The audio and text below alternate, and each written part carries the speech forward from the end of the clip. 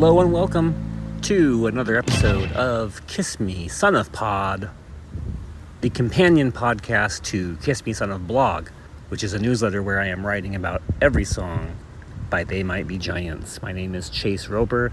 This is episode number 4, and I am once again sitting on a park bench, Jethro Tull style, after work, after my day job, just talking into my phone. It's a gorgeous 88 probably degrees day.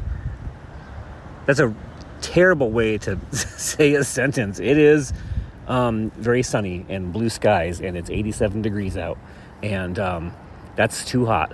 And I'm wearing pants and a button-up shirt. The sleeves rolled up, and I'm already sweating, and I'm kind of regretting. Okay, bars, first of all, that I chose to do it this way again. And cars drive by occasionally. Look, I never promised this would be a great podcast, just that it is one. Today, we're still on the first album by They Might Be Giants, the Pink album. And on episode 4 of this podcast, we're going to talk about the third song on this album. And that song is called Number 3. First of all, who let the country in here, brother? The twangy country folk feeling that the acoustic guitar and harmonized vocals provide in Number 3 is contrasted incredibly by a deep low horn and an almost polka-esque honking. It's a song about how this song is the third song on the album, and that the first 2 songs were kind of all that this musician could manage to create musically. Where did this third song come from? How did he manage to pull off writing this, a third song, about being the third song? Exactly the kind of thing that spoke to teenage Chase, commenting on itself, the meta-narration of it all. It's too smart for its own good, and although it wasn't nearly the first or the third song that I heard from They Might Be Giants, it all but sealed the lid on the coffin of my fandom. Sealed the lid? Isn't it nailed? Anyway, hey, do you want to buy yourself some denim pants and a silver guitar? No? Do you want to subscribe to the Kiss Me Son of Blog newsletter at kissmesonofblog.com, where you can read the current posts of whichever album and song I'm writing about weekly for free? You can do that. There's a link, probably, if I remember to do that, in this episode notes.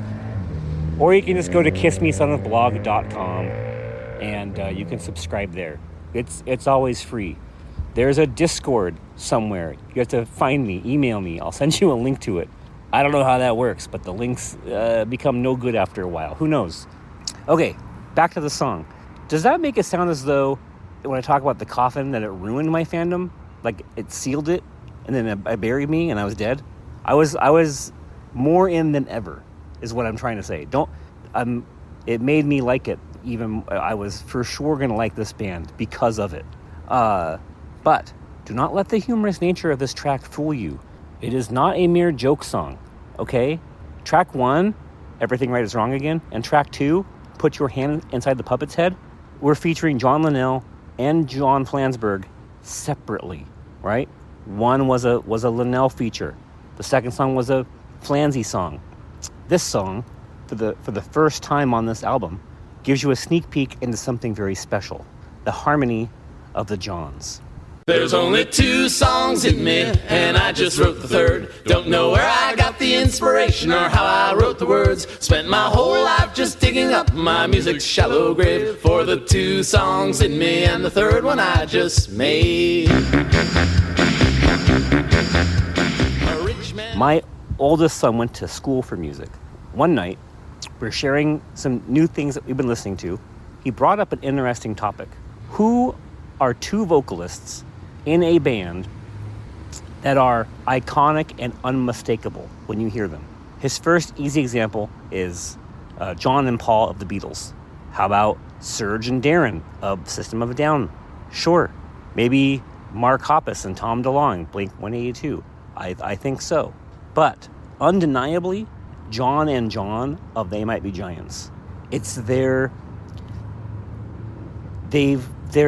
it's this unconventional interval that they do harmonies that I think makes it so interesting and identifiable. Number 3 gives us that first taste of this harmony. I love it when motorcycle drives by. It's like magic. Motorcycle time. Something any fan will immediately recognize is the Johns harmonizing their sarcasm in that perfect blend of falsetto meets hyper-nasality, a sound that I love, that is almost something my junior high choir instructor once said is exactly the sort of thing we would never cover for a school concert. What a full-blown donk. Are there any other songs like number 3 where the song is commenting about the fact that it is a certain numbered song on the album? I'm going to blindly assume the answer is no, which by default makes this the world's greatest song about being a specific numbered song on an album. So congratulations, gang, you did it. If I'm wrong, if you can think of other songs that are like this song or anything that makes you think of it, shoot me an email. It's something at kissmesonofblog.com, probably Chase at kissmesonofblog.com. You can also just go there, search for this song, and leave me a comment. That's the easiest. Hit me up on Instagram. Like and subscribe and smash the bell. I haven't been on the podcast circuit in so long. I have forgotten how all of it works, and I kind of refuse to learn again.